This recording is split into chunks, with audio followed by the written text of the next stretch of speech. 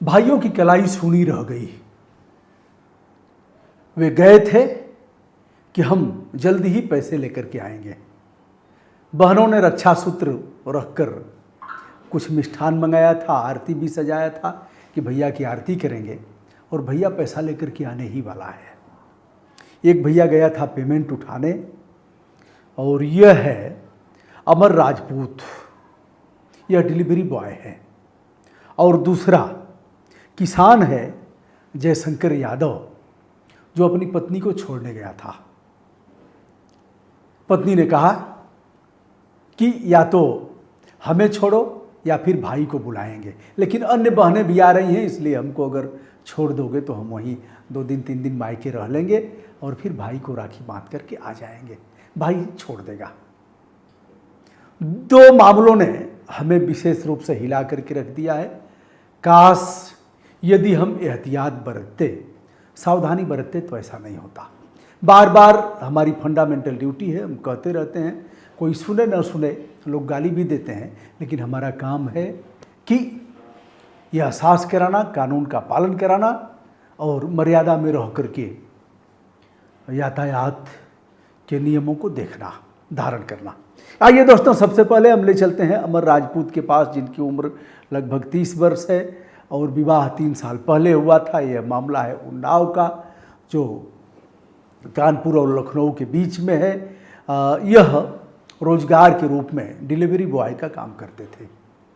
कुछ पैसे बाकी थे। दोनों बहनें घर पर थीं, और एक है नेहा, दूसरी है निहारिका। दोनों ने कहा, माँ ने कहा कि राखी बंधवा लो, उसके बाद जाना, या सब तैयार है, तुम भी जल्दी राखी बंधवा लो, उसके बाद निकलो। कहा नहीं माँ, इन लोगों को कुछ देना भी तो है, ऐसे तो ये लोग मानेगी नहीं।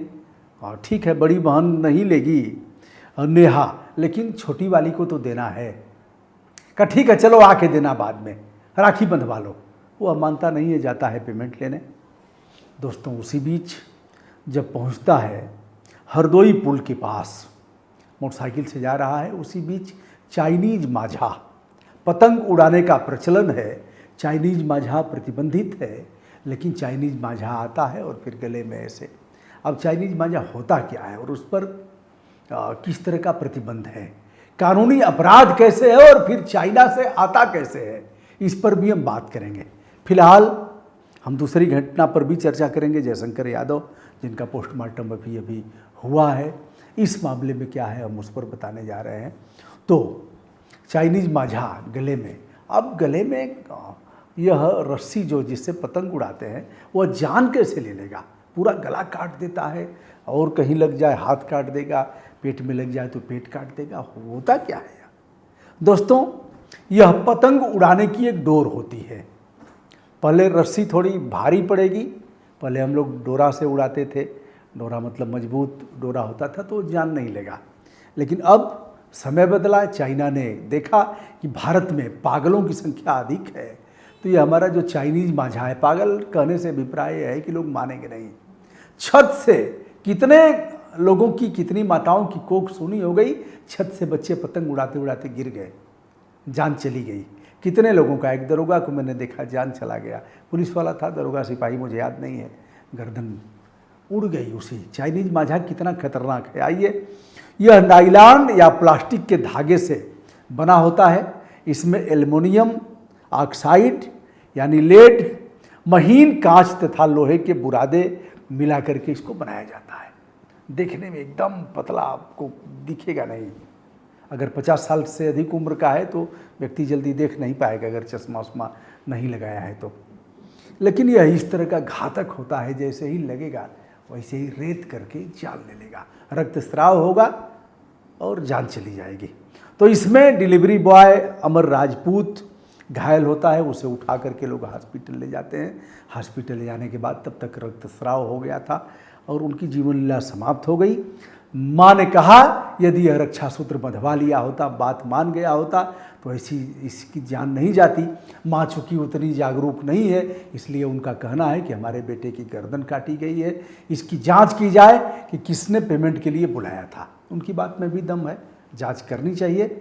लेकिन यह मामला ऐसा है जिसमें पुलिस प्रशासन और हमारी सरकार भी कटघरे में खड़ी होती है। अगर हम नाम लेंगे सरकार का तो लोग कहेंगे इसके पहले क्या उखाड़ रहे थे, कहाँ थे।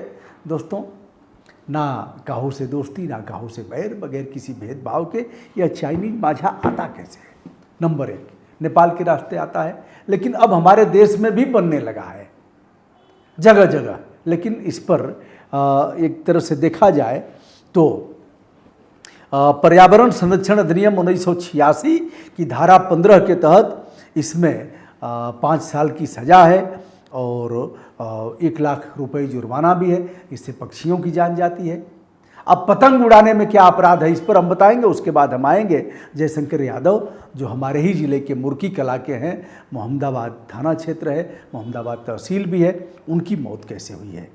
दोस्तों, अब कानूनी अपराध है चाइनीज माझा को बेचना, इसका प्रयोग करना, इसका व्यापार करना, लेकिन चल रहा है। धड़ल्ले से रोकेगा कैसे कौन? जिस तरह से पॉलीथीन का प्रयोग हो रहा है सभी सब्जियों की दुकानों पर, मेरे जैसे लोग रोकने जाएंगे तो लोग कहेंगे जहाँ फैक्ट्री है वहाँ क्यों नहीं रोक रहे हो? गरीब दुकानदारों को आप इस तरह से डांट रहे हैं, बोल रहे हैं। अब वहाँ तो हम जाएंगे नहीं। सच बात यह है, क्योंकि उनके पाहुन की फैक्ट्रियाँ हैं। किसके पाहुन की? अरे बड़े बड़े मंत्री के पाहुन की, मुख्यमंत्री जी के पाहुन की। कहने में कोई गुरेज थोड़ी है। पाहुन माने प्रिय की, पाहुन माने जीजा हम नहीं कह रहे हैं। उन्हीं की फैक्ट्रियां हैं, जो मोटा भाई हैं उनके रिश्तेदारों की होगी।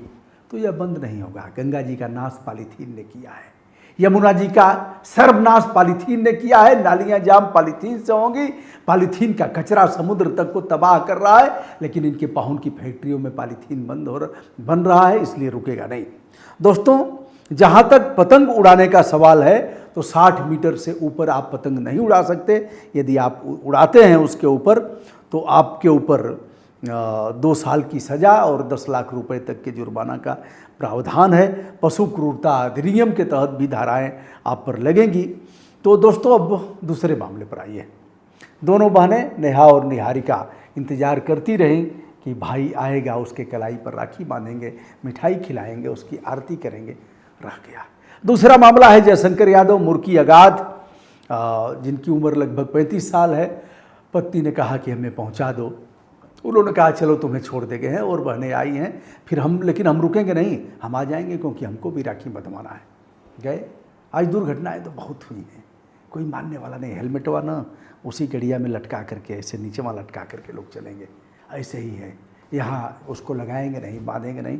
बहरहाल जयशंकर यादव ने हेलमेट लगाया था और यह लड़का डिलीवरी बॉय वह भी हेलमेट लगाया था, ऐसा बताया गया है।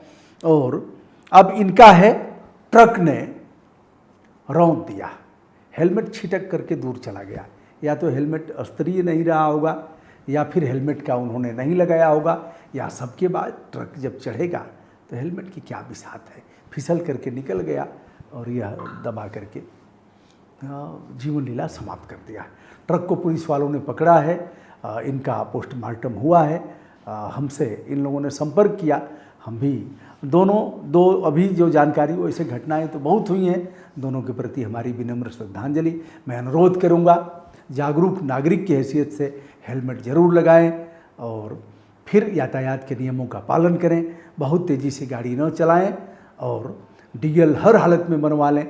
अगर ऐसे रहेगा, सारी चीज़ें ठीक रहेंगी, इंश्योरेंस रहेगा, तो कम से कम ऐसी घटना होती है तो आपके परिवार के लोगों के भरण पोषण के लिए इंश्योरेंस कंपनी और सरकार दिलवाएगी, बीमा का लाभ मिलेगा। नहीं तो फिर 1 पैसा मिलना भी नहीं है, आपकी बहुमूल्य जान भी चली गई। दोस्तों, मैं हूं ब्रजभूषण दुबे। चाइनीज माझा पर भी मैं लिखूंगा, याचिका करूंगा। कितना असर होता है, बहरे कान सुनते हैं कि नहीं सुनते हैं, और जो आंखों पर चश्मा चढ़ा हुआ है मोटा, जिससे सब कुछ हरा हरा दिख रहा है, वो उतरता है कि नहीं उतरता है। लेकिन हाथ पर हाथ रख करके हम नहीं बैठ सकते। संपूर्ण विनम्रता के साथ देश विदेश से जुड़े हुए तमाम मित्रों को हमारा प्रणाम, नमस्ते।